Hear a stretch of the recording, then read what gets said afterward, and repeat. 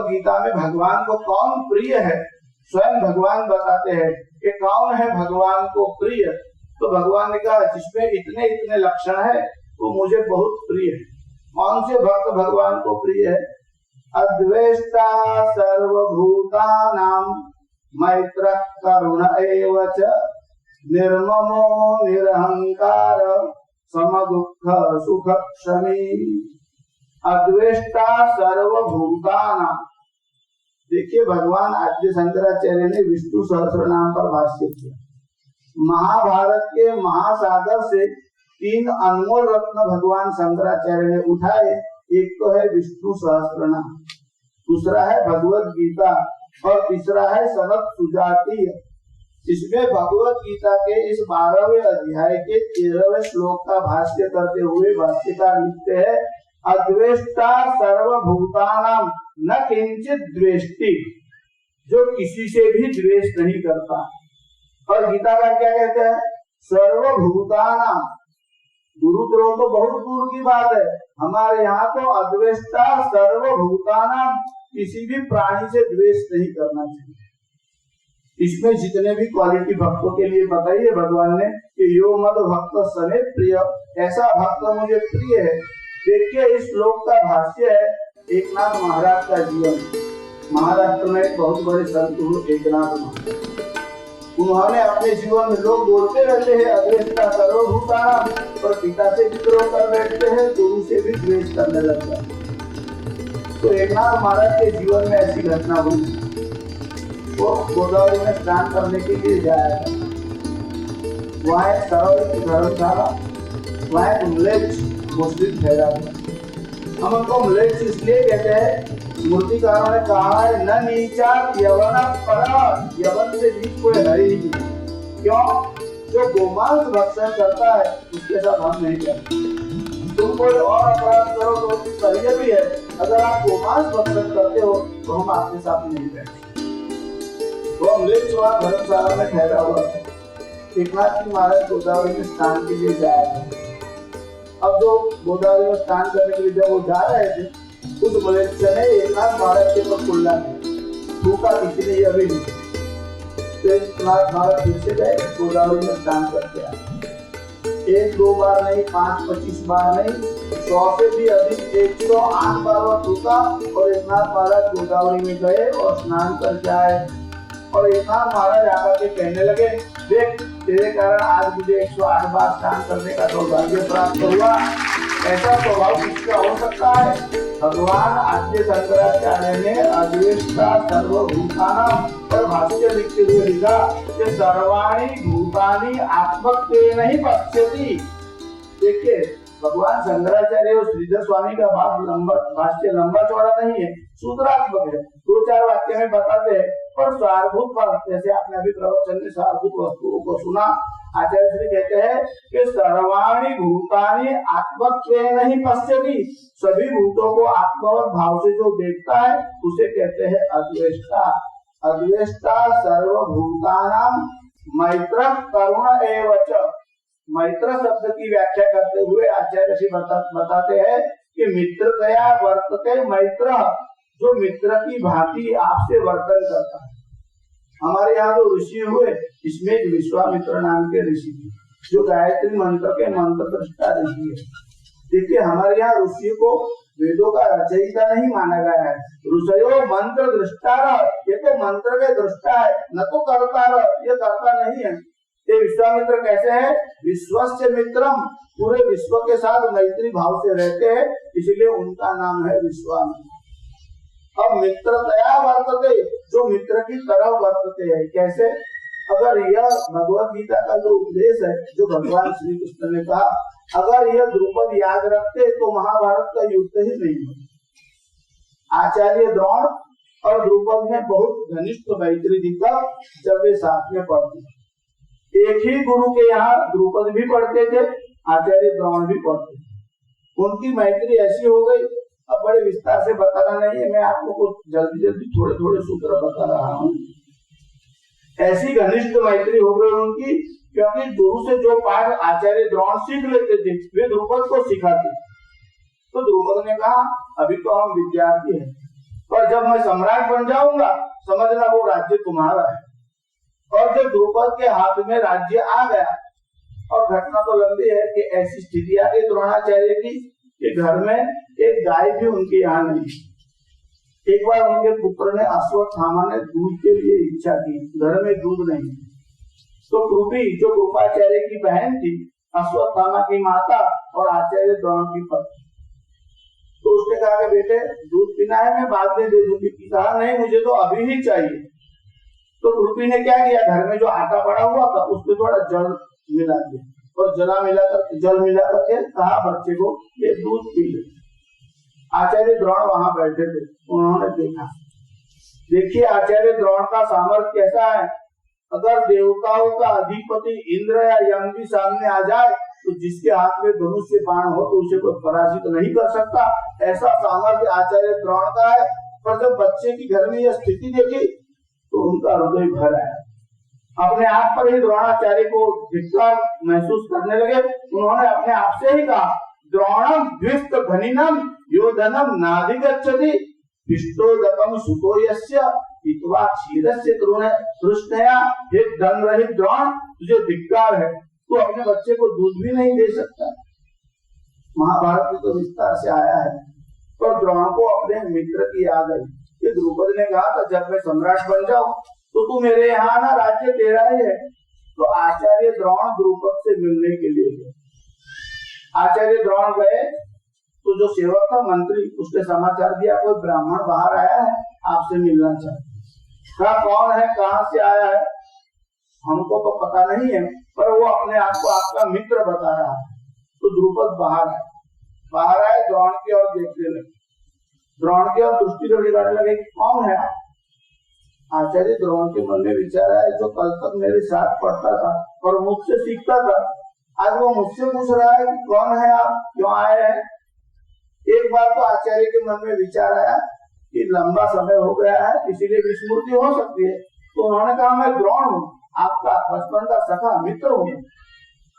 क्या कहते हैं द्रुपद ने कहा, द्रोण मैत्री तेरी और मेरी मैत्री तो बरोबरी वालों में होती है, तेरी और मेरी मैत्री संभव नहीं है।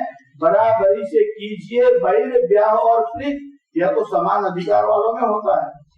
द्रोण तेरी और मेरी मैत्री संभव नहीं है।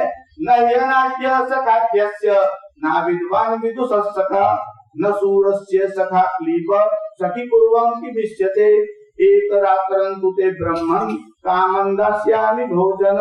हे द्रोण, न यनाट्य सखाद्यस्य करोड़पति कंगाल के मित्र नहीं हो सकते, विद्वान जो है मूर्ख के मित्र नहीं हो सकते। तेरी और मेरी मैत्री संभव नहीं है। हाँ तो ब्राह्मण है, मेरी चौखट पर आया है, एक रात्रं तुते ब्रह्मन् कामं दास्यामि भोजन, यहाँ भोजन करके जाना। आचार्य द्रोण के मन में इतना क्रोध आया, वे परशुराम ने जो किया उसका ही पुनरावर्तन कर देते। अगर भीष्म न मिलते तो इतिहास बदलता। अब पूरा इतिहास नहीं बता रहे, हम आपको इतना ही बता रहे कि अगर मित्रतया बर्ताव करते तो महाभारत का युद्ध ही नहीं होता। आचार्य द्रोण और द्रुपद इसमें निमित्त बने और फिर द्रोणाचार्य वहां से निकल गए। हम तो आपको इतना ही बताते हैं कि मित्र कैसा होना चाहिए और आपत्ति में इसकी परीक्षा होती है। जैसे गोस्वामी तुलसीदास जी बताते हैं कि धीरज धर्म मित्र और नारी आपद काल परखियों चारी, आपत्ति में इन चारों की परीक्षा होती है। भक्त कैसा होना चाहिए? अद्वेष्टा सर्वभूतानां मैत्र करुण एवच, करुणा से भरा हुआ होना चाहिए। उसके लिए कोई भी वस्तु अदेय नहीं होती। हमारे यहाँ जो नेत्र यज्ञ चलते हैं, कई बार कई लोग ऐसा प्रश्न भी उठाते हैं कि अग्नि संस्कार करने से पहले अगर हम अपना नेत्र दान में देते हैं तो ऐसे अग्नि संस्कार करने से स्वर्ग मिलता है या उसमें कोई आपत्ति होती है, तो चक्षुदान देना चाहिए कि नहीं देना चाहिए? अगर अग्नि संस्कार कर्म किया जाता है तो अखंड बॉडी का होना चाहिए, शरीर का होना चाहिए, या इसमें किसी वस्तु का दान दे सकते हैं? शास्त्र का कहते हैं कि आप दे सकते हैं, क्योंकि किसी भी विषय में शास्त्र और इतिहास प्रमाण होते हैं। हमारे यहाँ महाभारत इसमें प्रमाण है। क्या है? कर्णस्त्वचम, जो कर्ण था उसने कवच कुंडल जो चमड़ी के साथ जड़े हुए थे वो दान में दे दिए। कर्णस्त्वचम शिविर मांसम, शिविर राजा ने अपना मांस निकाल कर दे दिया। जीवो जीमूत वाहन, जीमूत वाहन ने अपने प्राण दे दिए। जीवो जीमूत वाहन ददौ दधी चिरस्थिनी, दधीची ने ऋषियों की रक्षा के लिए अपने अस्थियों का भी दान दे डाला। नास्ति देयम महात्मा, महात्माओं को कुछ भी अदेय नहीं होता, अर्थात आप दे सकते हो। यह भय या शंका करने की जरूरत नहीं है कि चक्षुदान के बाद क्या स्थिति होगी, यह भय रखने की आवश्यकता नहीं। तो ये बड़े करुणावान, अद्वेष्टा सर्वभूतानां मैत्र करुण एवच निर्ममो। भक्त कैसा होना चाहिए? ममता से रहित होना चाहिए। हमारे यहाँ विष्णु पुराण में इस विषय में बहुत सुंदर वर्णन आया है कि ममेति मूलम दुःखस्य, ममता ही दुख का मूल है।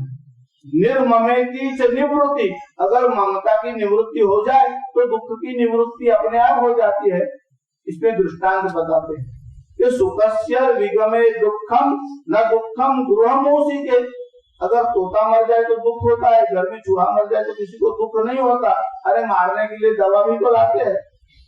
तो जीव तो दोनों में है, पर चूहा मर जाए तो दुख नहीं होता और तोता मर जाए तो दुख होता है। क्यों? कि तोते में आपका ममत्व है और चूहे में आपकी ममता नहीं है। जो निर्ममत्व हो जाता है, निर्मोह हो जाता है, और यही क्रम आचार्य शंकर ने बताया है। सतसंगत्वे निःसंगत्वम्, निःसंगत्वे निर्मोहत्वम्, निर्मोहत्वे निश्चलितत्वम्, निश्चलितत्वे मुक्ति। भज गोविन्दं भज गोविन्दं भज गोविन्दं मूढमते, भज गोविन्दं भज गोविन्दं भज गोविन्दं मूढमते। निर्ममो निरहंकार, भक्तों को कैसा होना चाहिए? निरहंकार। अहंकार का परिणाम क्या होता है? मैं आपको एक छोटा सा दृष्टांत बताता हूँ।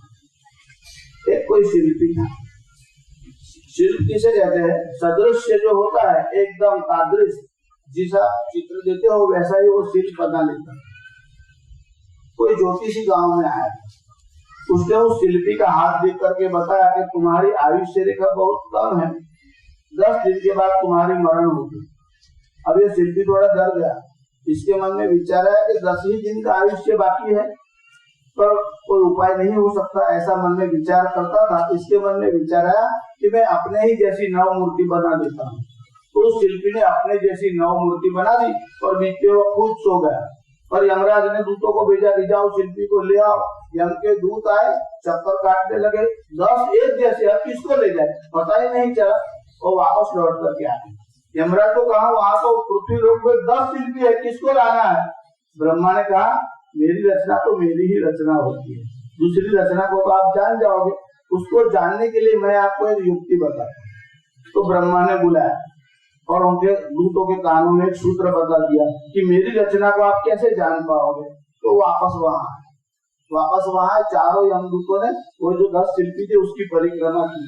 परिक्रमा करते करते एक दूत बोला कि हाँ भूल मिल गई। अब जैसे ही वो बोला कि गलती मिल गई, वो शिल्पी बोला कौन सी गलती? कहा यही गलती कि तू बोला, बाकी नहीं बोलते। इसके मन में यह था मेरी गलती हो ही नहीं सकती। यह जो अहंकार है इसके कारण ही वो पकड़ा गया और उसको जाकर के वहां यम के पास लेके। तात्पर्य यह है निर्ममो निरहंकार सम दुख सुख क्षण। देखिए हम आपको संक्षिप्त सूत्र बता रहे, पर यह जो बात गीताकार ने बताई सम दुख सुख क्षण, इसकी बहुत सुंदर व्याख्या भागवत जी की भिक्षु गीता में आई।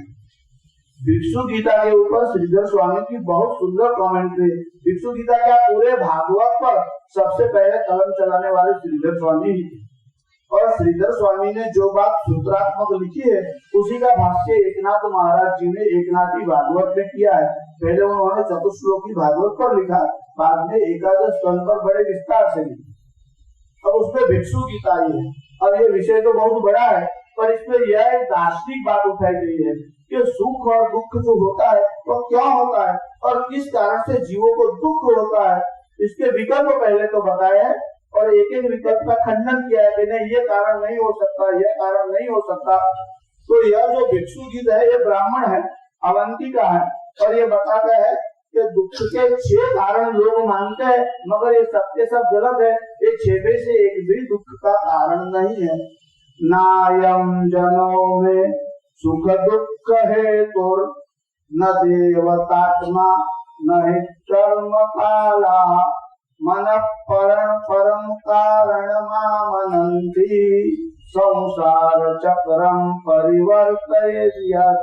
नायम जनों में, कोई समझते हैं कि दूसरे के कारण मुझे दुख हुआ, यह मनुष्य सुख और दुख के कारण नहीं हो सकता। देखिए, इसी प्रकार की एक बात अध्यात्म रामायण में जो लक्ष्मण गीता है उसमें आई है। उसमें भी इसी विषय की चर्चा आई है कि सुखस्य दुखस्य न कोई दाता, सुख और दुख दूसरा देता है। यह तो कुबुद्धि वाले लोग मानते हैं, कोई दूसरा व्यक्ति आपको सुख और दुख नहीं दे सकता।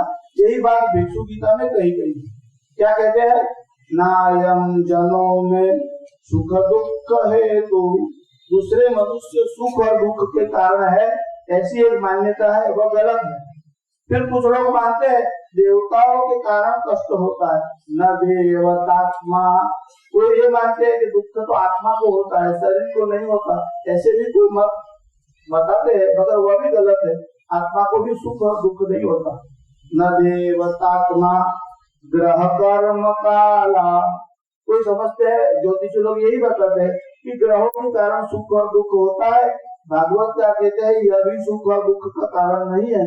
नहीं ग्रह कर्म काला, कोई बताते हैं कर्म ही दुख का कारण है, मगर वेदांत में तो इस विषय का भी खंडन किया गया है कि कर्म की एक सीमा है। आचार्य श्री ने आत्मबोध में बताया है और विवेक चूड़ामणि में भी वर्णन किया हुआ है कि चित्तस्य शुद्ध है कर्म। कर्म तो केवल चित्त की शुद्धि के लिए है, उससे परम तत्व की प्राप्ति नहीं हो सकती। चित्तस्य शुद्ध है कर्म न तो वस्तुपलभ्यते वस्तु सिद्धिर विचारेण, वस्तु की सिद्धि तो वेदांत के विचार से ही होती है। न किंचित कर्म कोटि भी करोड़ों यज्ञ भी कर लो तो भी परमात्मा की प्राप्ति नहीं हो सकती। तो ग्रह भी सुख और दुख का कारण नहीं है। ग्रह कर्म काला, मीमांसावादी यानी पूर्व मीमांसावादी ऐसा बताते हैं कि कर्म के कारण सुख और दुख होता है। वेदांत की जो तुरीय अवस्था है उसमें जो पहुंच गया है वह तो ऐसा मत बताते हैं कि कर्म भी सुख और दुख का कारण नहीं हो सकता। कोई कहते हैं कि टाइम ही खराब था, काल को कारण बताते, कहते कि नहीं कर्म काला, काल भी सुख और दुख में कारण नहीं है। पहले तो ये 6 सूत्र बताए कि ये 6 वस्तु कारण नहीं है। अब क्यों कारण नहीं है, उस एक एक विषय का तर्क और शास्त्र से खंडन करते हुए प्रतिपादन करते हुए बताते हैं। जनस्तु हेतु सुख दुःखयोश्चेत् किमात्मनश्चात्रः भौमयोस्तत् जिह्वा क्वचित् संवसति सदग्भिः तद्वेदनायां कतमाय कुप्ये। देखिए, मनुष्य जो है वह सुख और दुख का कारण नहीं हो सकता। क्यों नहीं हो सकता? कहते हैं कि वह भी, उसका भी जन्म है, तुम्हारा भी जन्म है, वह भी पंच महाभूत का पुतला है, तुम भी पंच महाभूत के पुतले हो। तुम्हारी और उसकी रचना एक ही पंच महाभूत से हुई है, इसलिए वह सुख दुख में कारण नहीं हो सकता। उसमें दृष्टांत बताते हैं। जिह्वा क्वचित संदसति स्वदग्भिः, कभी आप भोजन करते हो तो खाते खाते आपके दांतों के तले जीभ आ जाती है। अब जीभ में थोड़ा खून निकल आता है। अगर कोई सज्जे के अरे दांत से जीभ को काटा, अब मैं दांत को तोड़ डालूंगा, हथौड़ा लेके दांत को मारे तो नुकसान किसका होगा? जीभ तो कटी, दांत भी गए। तो जब जीभ और दांत एक ही देह के अंग है तो वह एक दूसरे को हानि नहीं पहुंचा सकते। कभी पहुंच जाए वो बात दूसरे, उसमें हेतु नहीं होता। जिह्वा क्वचित् संदसति स्वदग्भिः तद्वेदनायां कतमाय कुप्ये। तो आप किसके ऊपर क्रोध करोगे? जीभ कट जाए तो क्या दांत के ऊपर क्रोध करोगे? इसलिए मनुष्य जो है वह सुख और दुख का कारण नहीं। न देवतात्मा। अब दूसरा विकल्प बताते हैं, क्या देवता भी सुख दुख के कारण है? तो कहते हैं दुःखस्य हेतु यदि देवतास्तु। अगर देवता जो है ये इंद्रियों के भिन्न भिन्न देवता है। जो लोग शंकराचार्य का तत्वबोध पढ़े हैं उनको पता है। अब सभी विषयों का अभी तो मैं वर्णन नहीं करता, खाली आपको सूत्र ही बताकर चलता हूँ। तो देवता भी सुख और दुख में कारण नहीं हो सकते। क्यों नहीं हो सकते? तो कहते हैं ये तो विकार है, जो विकार है वह सुख और दुख में कारण नहीं हो सकता। अब उसमें वो तर्क भी बताते हैं और शास्त्र का प्रमाण भी बताते हैं। कैसे बताते हैं? कहते हैं यदंगमंगेन निहन्यते क्वचित तद वेदनायाम। अगर अपने अंग से आप चलते हो और चलते चलते आपके दाएं पैर का नाखून बाएं पैर में लग गया और उसमें से खून निकल आया, तो उसको जो चरण के देवता है वो अलग है और हाथ के देवता है वो भी अलग है। तो हाथ के देवता ऐसा विचार नहीं करते कि चरण ने इस प्रकार से ठेस लगाई है तो मैं भी उसको हानि पहुंचाऊं, ऐसा संभव नहीं है। तो इसमें आप क्रोध किसके पर करोगे? क्रोध्ये तस्मै पुरुषस्वदेह। अगर अपने ही देह को अपने देह से कष्ट हो जाए तो किसके पर आप क्रोध करते हो? इसलिए देवता भी दुख का कारण नहीं है, न देवतात्मा। तीसरा विकल्प है, अगर आप समझते हो कि आत्मा ही दुख का कारण है तो यह तो गलत है। कैसे? कहते हैं कि अगर दुख से हेतु, अगर दुख का हेतु आत्मा है तो इससे दूसरे को क्या? क्योंकि देह जड़ है, आत्मा जो है वो चेतन है। तो देह तो जड़ है, जड़ वस्तु को दुख का अनुभव नहीं होता, जैसे दीवार को दुख का अनुभव नहीं होता। और आत्मा जो है निज स्वभाव है, इसका स्वभाव तो आनंद स्वरूप है। जो आनंद स्वरूप है वो आपको दुख कैसे प्रदान कर सकता है? जिसके पास जो वस्तु हो वो वही प्रदान कर सकता है। तो आत्मा आनंद तो प्रदान कर सकता है पर दुख प्रदान नहीं कर सकता।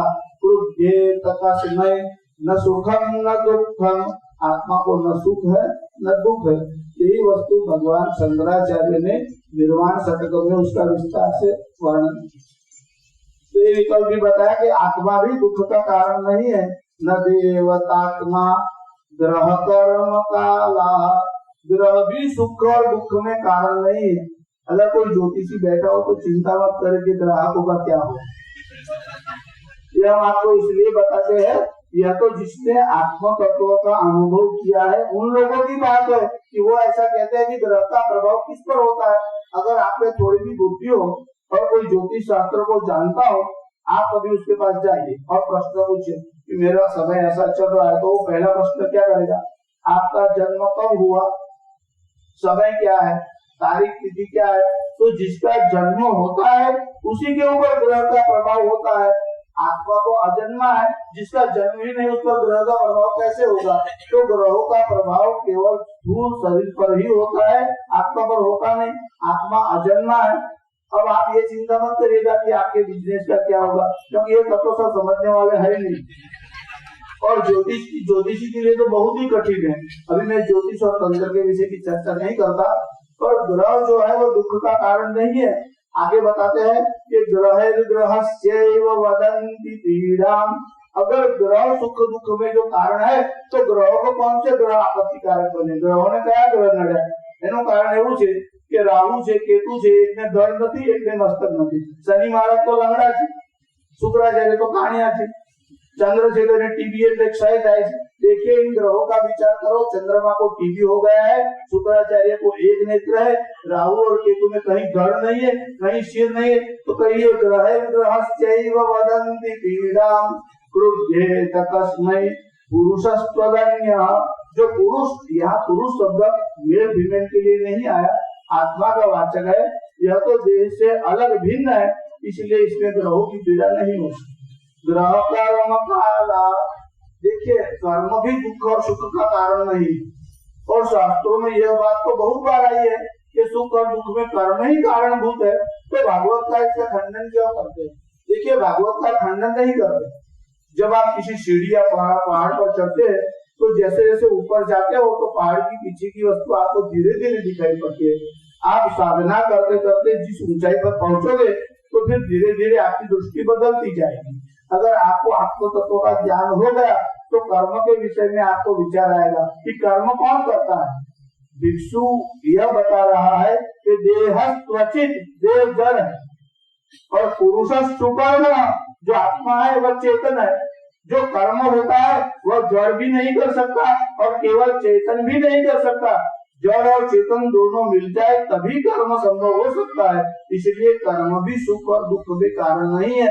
देह त्वचित पुरुषोयं सुपर्ण, पुरुष चेतन है और देह जो है वो जड़ है। जड़ और चेतन के मिश्रण से ही कर्म हो सकता है, केवल जीव कर्म करने के लिए नहीं जाता। इसलिए कर्म जो नहीं कर्म मूलम, क्योंकि यहाँ कर्म का कोई मूल ही नहीं है, इसलिए कर्म सुख और दुख में कारण है। ग्रह कर्म काला अंतिम विकल्प बताते हैं कि काल भी सुख और दुख में कारण नहीं है। कैसे कारण नहीं है? तो कहते हैं कि वह तो आत्मा और परमात्मा के स्वरूप है। किस प्रकार से? देखिए, काल अनंत है कि शांत है? जो लोग दर्शन शास्त्र पढ़े हैं उनमें यह विषय आया है कि काल जो है उसका आपको पता कैसे चलता है। दो घटनाओं के बीच के जो समय है उसको आप काल बोलते हैं। जैसे सूर्योदय से सूर्योदय का जो समय है उसको हम एक अहोरात्र बोलते हैं। तो काल जो है वो दो घटनाओं के बीच है। अगर घटना नहीं होती थी सृष्टि के सर्जन के पहले, तब काल था कि नहीं? तो काल जो है वो आत्मा का ही स्वरूप है, और आत्मा का ही स्वरूप है तो वो उसको कष्ट कैसे दे सकता है? अब इसमें दृष्टांत बताते हैं। नाग्नेर ही तापो, अग्नि जो है उसको ताप नहीं लगता, और अग्नि को जला नहीं सकती। नाग्नेर ही तापो न हिमस्य तत्स्यात्, और हिमालय को ठंडी नहीं लगती। क्यों नहीं लगती? अब वो खुद ही हिम स्वरूप है, उसको ठंडी कैसे लगेगी? तो गर्मी जो है तो वो आग को जला नहीं सकती, और हिम जो है उसको शीत नहीं लगती। इसलिए काल भी सुख और दुख में कारण नहीं है। अब 6 विकल्पों का खंडन करके उसका उत्तर देते हैं। तो फिर उसमें कारण क्या है? तो कहते हैं मन परम कारण मनंती, जो मन है वही सुख दुख में परम कारण है। क्यों? संसार चक्रम परिवर्तयेत्, जिसके कारण पूरे संसार का चक्र चलता है। तो गीताकार कहते हैं निर्ममो निरहंकार सम दुख सुख क्षमी।